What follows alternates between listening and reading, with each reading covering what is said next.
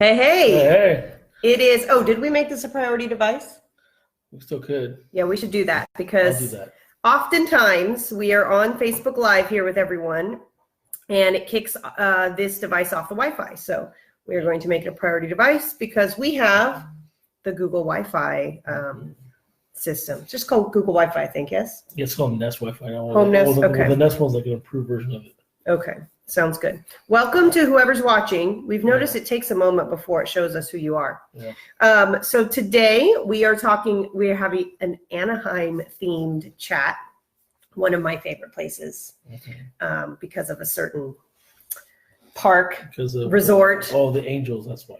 Right. So anyway, are you making a priority device? Yes. While you're doing that, I'll tell everyone what It's a we're drinking. priority device. We try to feature a local wine every week. This is, how do I pronounce this, Adam? Ubik. Are you sure? Yeah. Okay, so Adam claims that this says, how'd you say it? Ubik. Ubik Vineyards. It's not Ubik. It's Ubik. Why do you think it's Ubik? I heard him say it. Oh, okay. So this is Ubik Vineyards, but it's actually out of Sanger from Valley Oak Winery. It's a Barbera, and it's how far from our house would you say? 10 minutes, maybe. Yeah, it's not far. It's not far. So that's the wine we are drinking tonight. And again, we are having our Anaheim themed educational chat, and the welcome question just dropped. So the question is, after introducing yourself, is would you prefer to go to a baseball game? Like, are they calling themselves the Anaheim Angels now or the Los Angeles They're still Angels? the Los Or is it the Angeles California No, Angels? they're the Los Angeles Angels of Anaheim. It's stupid. It's It's stupid. very stupid. It's very She's stupid. just stuck with Anaheim Angels because it's freaking Anaheim. Well, when we were kids, they were the California. California Angels, which I think made a lot more sense as well. Anyway, I don't know. whatever. So the question is if you'd like to go there or to a Disney park, and why? And why? So I wonder what the answer is going to be. Why don't you You already know how make a it is. prediction about what I'm going to answer while I'm We already know what you're tweeting. going to say. What am I going to say? You would probably enjoy just going to the bathroom in Disneyland. I'd still be in Disneyland. Yeah, see? Like I said. Yeah, pretty much. But why would I prefer to go to Disney Park? Because they have secret hidden Mickeys. Hidden Mickeys are pretty cool. That is true. That makes it interesting. Also, I love the nostalgia of when I was a child and when Dylan was baby Dylan, my son, and Disneyland. Hey, Mark was here. It looks like now he's not. I don't know. I'm a little confused. Look, see, it's like showing us real late, I think. Anyway. Facebook, you need to fix your yes, user interface Facebook. here. Yeah. No, it's not very user friendly. No, we use it every week, Facebook, and we're not doing so well with it. It used to be better. Yes. So I'm not quite sure what happened. I'm sure there's something simple that we're not doing, but whatever. Yeah. You know why? One reason I really like going to Disney parks? Why? Because you like to spend a lot of money. That's not the reason. Well, that's what you do when you go to Disney. Not always. Yeah, right. What if you get in for free? Okay. Then are you going to spend a lot of money? Because that happens. Even if you do get it for free, you're spending $10 on a churro and that's if you get a churro. For a bottle of water. If you get those things. And like $30 for a kid's meal, which is no joke. I paid $30 for macaroni and cheese and fruit. But okay, just saying. You were surrounded by what many people think is magic. And it's just a beautiful thing because this so-called magical place has been created through the imaginations of all these people. And here's the thing I really like about Disney. Yeah. Also, they make you feel like it's all about you, like you're special. You can go and get a pin that says happy birthday or I'm celebrating something, and then it has your name. You know what they do? Have you ever done this? What? Have you ever gotten a pin at the fire station? Okay. And so then every Disney cast character that sees you, they'll say, like, if you wore one on your birthday, it said, it's my birthday, and they put your name, Adam, then people will say, happy birthday, Adam. Happy birthday, Adam. Like people you don't even know. All these people that work there. It's so cool. Okay. Like, yeah, I mean, you're into that kind of stuff. It's cool. Like, okay, so I was at the CIS conference, and you stay at the Disneyland Hotel. And so I'm not even in Disneyland, but it's still like a Disney place. I took a picture of it. I've been meaning to write a blog post about this at some point. And so I get, they have like a little, hey, Dana's here. They had like a cup, you know, like a Starbucks. They had like a Starbucks or whatever. Okay. They asked what my name was. So, you know, I said it was Catherine. They spelled it correctly because I guess they looked on my credit card. Okay, so that's the first thing, because, you know, Starbucks never does that. Disney did. And then they put Unless like Micah Shippey, then they drew like a Mickey Mouse ears. Yeah. And it was like so cool. They made like did the Mickey Mouse ears was the eye of my name. I wonder if they do the that. dot on the eye. They spell it correctly for Micah. Well, yes, because they looked at my card. Probably otherwise they would have asked how to spell it. But I'm just saying, at Starbucks that does not happen. But Disney made sure that I felt special. Mm. See, and they create an experience. You know why? Because they want your money. They create. But think about it. Think about it. What if we did that in the classrooms? What if we made all of our students feel special? We called them by name. We gave them things where their names were, you know, their names were on. Like we celebrated with them. That sounds like elementary school to me.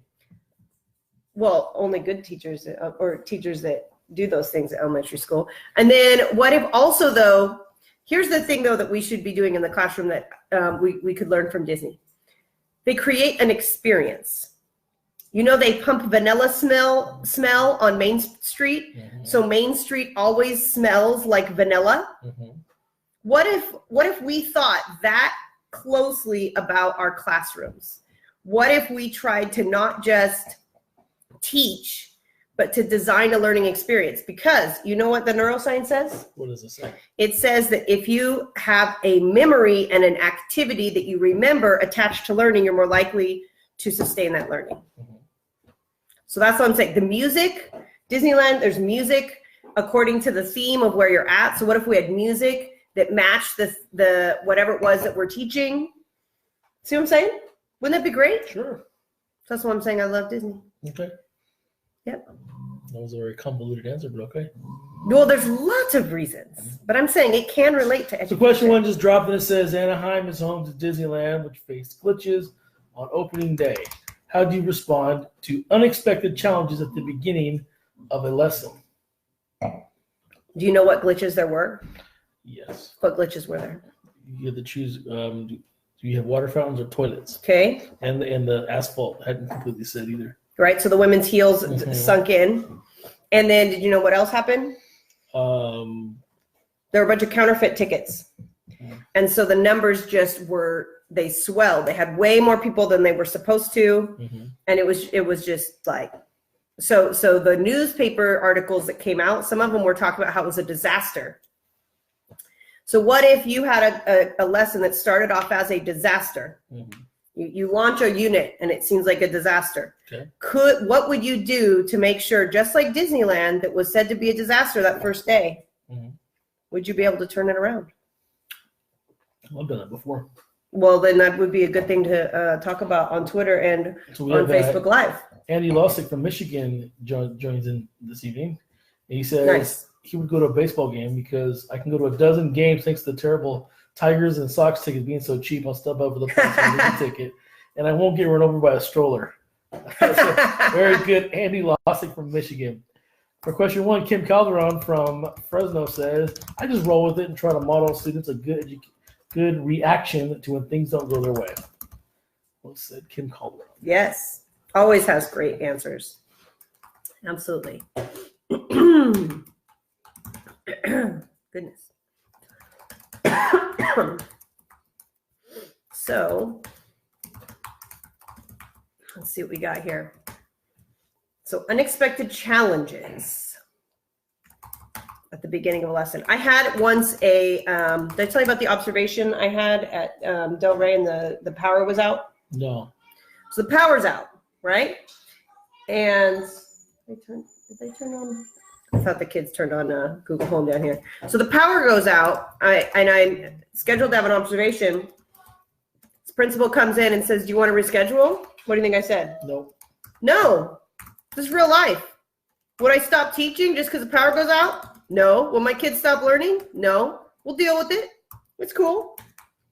And then I remember when I was student teaching, I was going to be the principal at the school where I was student teaching said he would write me a letter of recommendation, but only if he saw me teach first. So the time he has scheduled to come see me teach, I had no voice because I taught music at the time. And so I would, sing throughout the day, afternoon, evenings, and my part-time job as a music teacher. So I had no voice, which happened just about every year when I was teaching music. And literally, I couldn't say a thing. And so I kept teaching and I wrote on the board what I needed the kids to do. Okay. And then as they're working, I'm walking around and talking to them like this. And that principal was so impressed that I just kept going. Here I'm a student teacher. I'm I don't care. I'll just whatever. But I think it's because I had done that. I had experience doing that as a music teacher. So it wasn't, So what were you? Hey, speaking of which, Mandy's here. Mandy is also teaches at Fresno School Music. Mm-hmm. Mandy, how often do you lose your voice? Do you lose it every year? Because I did. I'm not sure. All right. So what's your answer? This is one of my go-tos. Well, usually it's when the Wi-Fi goes out. There's always some kind of whatever I was doing. There's some kind of creative paper and pencil activity I usually go to. Sometimes it's all right. Let's take what we know. Let's one group will do Pictionary on the whiteboard walls. Others will do some hangman, just something that's totally. My lesson was out the door, depending on the Wi-Fi or just having electricity. So just gotta get creative and roll with it. But this is a great time to model resilience. Yeah, because it happens to the kids. Yeah. Hey, I have this thing planned, but this is what we're gonna do instead. It's the way it goes. It teaches the kids that technology is not a necessity in life, too, to be completely honest. Right. Oh, sorry, Wi-Fi's out. We're still going to learn. Yeah, let's find a way. One way or another. Yep. So question 2 dropped, and it says the annual ISTE conference will occur in Anaheim this year. What are your go-to locations, physical and virtual, for professional learning? Let's see. So the interesting thing about the way they're advertising where ISTE is this year, we were talking about this last night, remember? So ISTE is in Anaheim, and those of us that are from California know that Anaheim is not right by Santa Monica. Mm-hmm. It's not. And end of June, Anaheim is going to be so crowded with people going to Disneyland. All the kids are out of school. It's going to be insane. Still going to ISTE because ISTE is the best conference ever in my not so humble opinion. And so, so ISTE is advertising, come to Anaheim for ISTE this year, and they have a picture of Santa Monica. And so I think that people not understanding that, especially with traffic, it's going to take forever for you to get to the beach, are going to come and be really disappointed. If you're coming from the Midwest or something and you don't know any better, you're going to be pretty disappointed that it's so far away. That's what we're thinking. Yep. All right. What was your answer for this? Virtually would be the Twitters, the Facebooks, the Voxer, and the LinkedIn. Physically would be Q, ISTE, KCI, EdTech Team Events, as well as Tech Rodeo. Which is January 18th, 2020. That's right. In Porterville. Mm-hmm. Very excited. We have an interactive fireside chat where you can ask those keynote speakers questions on the Twitter. We're going to have John Carippo, co-author of Edu Protocols, Chief Learning Officer of Q, and Tara Martin, the creator of Book Snaps and author of Real EDU. It is going to be truly amazing. I'm really looking forward to it. We've already got a bunch of people that have put in to present. We've got a lot of people registered. Priority deadline to put in a presentation proposal is November 29th. So there's still time to get that in. Adam, did you put in your proposal yet? I don't know, man. I don't want to waste my time not getting rejected. So we have Andy Lawson from Michigan. He's still hanging out tonight. He says, Twitter's changed a bunch in the 12 years that he's been on there, but his Global Professional Learning Network is still the reason why he comes back. Physically, he goes to the MacCool conference, which I believe is the Michigan one, and ISTE, if you can find it, financial assistance to get there. Yeah. So MacCool is the Michigan Association for Computer Users in Learning. Oh, cool. All right. So it's like Q for Michigan. Right. So if you are a California educator, you got to try to go to ISTE. Most boards will, many boards will not approve teachers or administrators, educators going to a conference out of state. And ISTE is the biggest ed tech conference in the world, and this year it's in California. So I would definitely look into that. And if they say, oh, it's a little pricey, hey, it's not going to happen in California again for who knows how many years. So it's kind of a once in a long time opportunity. This is how many years have we been going to ISTE? This will be our fourth, and it's the first time in California. And it was in Colorado the year prior. 16. Yeah, so it hasn't, I don't even know the last time it's been in California. So it's definitely worth checking out. It's going to be in San Antonio in 2021. Well, that's weird because it was just I was there. looking forward to going to Denver. I mean, that would have been nice. Spending time in Denver other than the airport a few times. Yeah. So Andy Lossick said he'd love to have Adacat return to the Midwest. Yeah, for sure. That would be cool. We would love to. Let's see.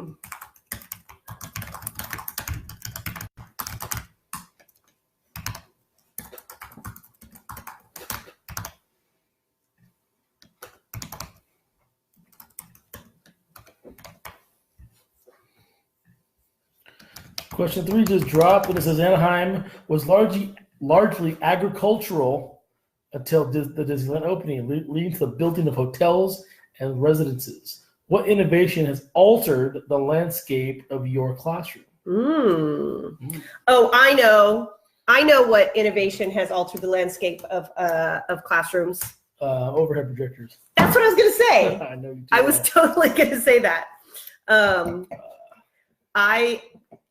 As recent as last year. Judy's on. Oh, cool. Hey, Judy. Johnny Hannikin's here too. Yeah. Got some good people on. Nicole Frazier was, I don't know if she's still here. Good stuff. Last year, I was in a classroom where there was an overhead projector. I'm not joking. Not joking. I was like, what? I don't understand.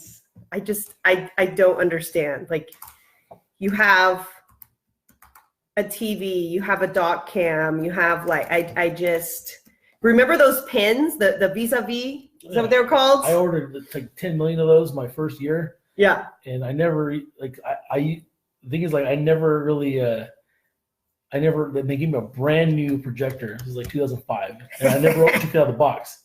The projector? Because they had an LCD projector that I could check out back then. And no one else wanted to check it out. No one check it out, so I just kept it. And so I used those markers probably I had enough to last for like my first 10 years of my career. Oh my goodness. And I ended up using them for sketch notes. Yeah. That's all I ever had kids use them for. So crazy. Oh, interesting. I think I missed a tweet I was tagged in. Yeah. Oh, it's probably the one from Andy Lossick. Andy from Michigan. No, it was because it was 5 minutes ago. Yeah. It was George. George Cross tweeted out one of my posts. I saw in my notification someone liked it, and I was wondering where that came from. Anyway, okay, so we've established that overhead projectors changed the landscape of some classrooms way back in the day, right? You know what changed the landscape of my professional learning sessions that I facilitate? What? The Makerspace. Because the Makerspace has 4 TVs, like a TV on each wall. Okay. And participants can project. They can cast with Chromecast. Yeah. So we can do more like group kind of work. And then also, of course, it has the magnetic whiteboards. Yep. On the 2 large walls. So that's really changed the way I teach. Judy Blakey from Orange County says Chromebooks changed my life. I can't really disagree with that. I mean, everything I say is pretty much assumes Chromebooks. So for me, it's been Google Classroom and YouTube, as well as my whiteboard walls. I cannot fathom teaching without those things. Yeah. At all at this point. So, all those things, Chromebooks are definitely a must. But again, it's not all tech. I use my whiteboard walls as much as I use anything tech. So. Oh yeah, I love it because it's visual. Like everyone can see. That's what your consulting guy, Justin. Yeah, Justin. Yeah, that's what he was saying today. He's like, he noticed the population of kids that I'm serving. Yes. My kids all being Sedai class and all ELs. Right. And he was definitely. He was like, yeah, I like how you were doing the sketch notes on the wall first. Oh, right. He's like, yeah, now you can see it all. You can get, and then it makes my ability to get feedback. And what I pointed out to him, I thought he thought was really cool was how every time I give feedback, it led to some real organic, natural conversation with the kids, a teachable moment. Mm-hmm. Right? Like each conversation was about something different that the kids needed clarification on. That's cool. It wasn't just one size fits all to the whole class. It was made to each one. So and they're accessing everything from the Chromebook, but then transferring it to the whiteboard wall and eventually down to their paper. So a lot of conversation going on. That's great. You said it was organic. That sounds like hashtag organic edtech. Yes. Who's writing that book? Well, we're writing one on organic edtech. That's right. That's coaching. Yes. But we have been talking about, once that book comes out, this whole concept of organic edtech we're going to kind of define. And there is certainly, we certainly have initial ideas that organically may grow into spin-off books, of organic edtech in general. So maybe organic edtech for elementary grades, maybe organic edtech for ELs, maybe organic edtech. SPED. Or really it should be inclusion. So it should be UDL, or organic edtech for, I don't know, we didn't think of the name for that, but we can do for everything. There's all sorts of ways. Organic edtech for PD. Yep. Oh yeah. Like how do you organic edtech your PD session or whatever? That would be a huge one because I sit in too many PD sessions where put away your technology. Let's be present. I'm like, no, I'll be more present with my technology. Yeah. Because you really want me to see what's on that screen. I need to be able to see it on my screen because I can't. I wrote about that in a blog post I published today because did you read that part? I didn't call anyone out, but I sat in too many of those where it's like, this is not the way we want to teach kids. So why are we doing treat our teachers this way? It's not like anybody. They're not doing it to be mean about it. No, they think they're doing the right thing. It's because tech has a stigma, and it's to remove that stigma. Is what we're suggesting here. So, question 3, Andy Lossick says the iPad was his landscape changer in STEM due to its all-in-one capabilities for capturing kids' world and learning. Okay, but speaking of the iPad, did you hear what the CEO of Apple said? Was he one saying that Chromebooks, kids won't succeed in life without Chromebooks? Yes. So that means that they have to have iPads. So my question is, were there iPads in the classroom when he was a student? Well, is he saying he didn't succeed? Guess not. Just saying. Just saying. Come on, was it Tim Cook? Yeah, it was Tim Cook.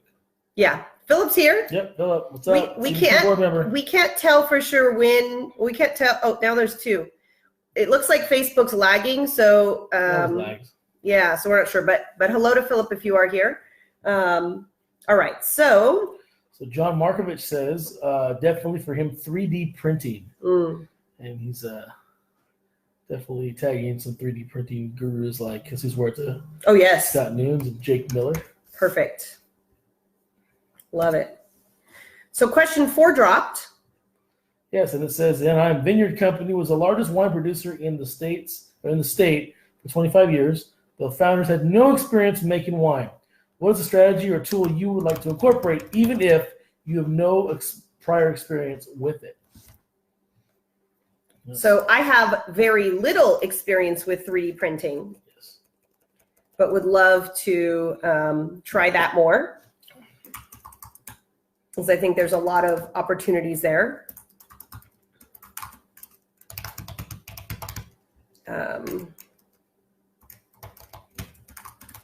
How about you? I mean, it's AR, VR. Okay.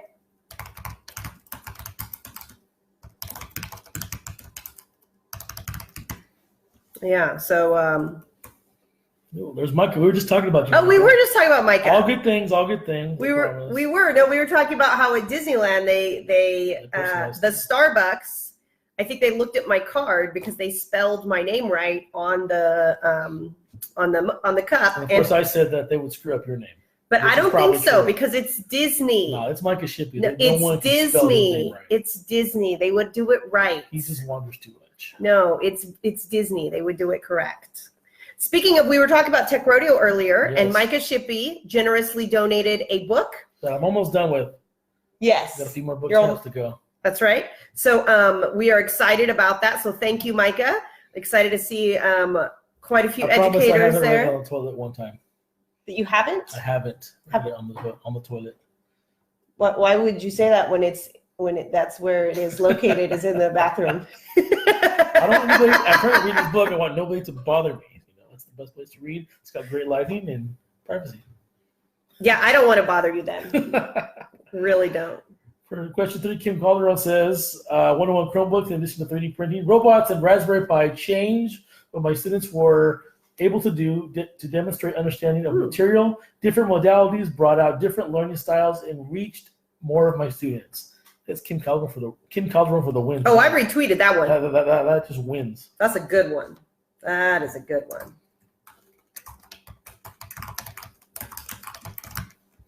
All right. Yep, Kim wins Twitter tonight.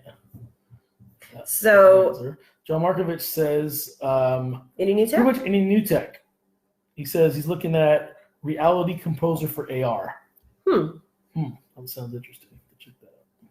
That does sound interesting. We did meet John Markovich when we were in Philly this Yes, we did. Yep. Yes, we did. In the hallway, we saw him and Jamie Donnelly. Yeah, she wrote a book. Yep. Was it out then? I don't think we didn't realize it was her. Then we were like simultaneously. Oh, yeah, we saw the name tag. And they were like, "Oh wait, I know you." We know you too. Oh, crap. Which is something we talk about in the book. Yes, those are the best moments. Yeah. When you meet your PLN for the first time, just IRL. randomly. Yeah. IRL in real life. I remember the first time I met Judy Blakeney IRL. I do too. Which was in the big room in 2016. That's right. That's right. And that's right. Yeah. We were like in the front row for some reason. 2017. It was 2017. We were in the front row. Yeah, it was during Ryan O'Donnell's session. Yes. And we're going to go say hi to Ryan, and she was going to do the same thing. And I'm like, right. Oh, you're Judy Blakeney. Because we all talk, virtually all the time. So that was cool. Within months, Judy and I were in Sydney together. That's right. That's right. Good times. For question 4, Kim Calderon says, that's totally me and anything with physical computing. Nice. I have learned some, but the kids take it so far beyond what my abilities are. Love making them come up and teach the class and me. Very cool. Looks like Kim Calderon. All right. Good stuff. So what do you guys think of this half-hour Twitter chat? You know what I feel like this the 30-minute chat? 30-hour, yeah. Yeah, 30-minute. We should do. Okay, no, I'm not going to say it out loud because that was a crazy idea. It's okay. I was going to say we should do a like 24-hour. Oh, you are crazy. That's why I stopped. We tried to do a 12-hour party wedding celebration party, and we're like, I guess we're kind of too old for this because if we were 10 years younger, we would have partied all 12 hours. But it was like, man, this is. You got in John Cripple just joined in. Just joined in where? On Twitter? On the Facebooks. Where does it say that? No. It's right there. Oh, weird. Yeah, cool. I see him. We were just talking about Carippo, all good things, about Tech Rodeo, remember? Oh, that's right. Yeah, when I was talking about Tech Rodeo. Yeah. I forgot about John. Absolutely. So I'm kind of thinking that the 30-minute Twitter chat, well, let's be honest, it's more sustainable for us. Yeah. And I think that we have more energy. Yep. And it kind of leaves people wanting more, which maybe is good because then they want to come back next week. And they can continue to keep chatting, of course. I mean, the Twitters are open 24/7. Did you know that they don't close? Oh man, it's like 7-Eleven. No, Like Denny's. it's Like Denny's. like Denny's does not close. for sure, for Yeah, real, it's always. 24 hours. Anyway, so the Twitters are always available. And honestly, people could comment and have a conversation on the Facebook Live chat once it is finished as well. So, I guess the message is, while we are... Oh, Judy Blakeney says for question 4, she wants to do some AR/VR event, though she doesn't know really how much. She wants to do a what? AR/VR. So there's three of us have commented about wanting to do more AR/VR. Okay. That's a trend. I'm data driven right now. You hate being data driven. Yeah. So what's interesting about that is everyone's joined in. I know, right? Hey, Ed's here. Lana. Nice. Ed, you coming to Tech Rodeo?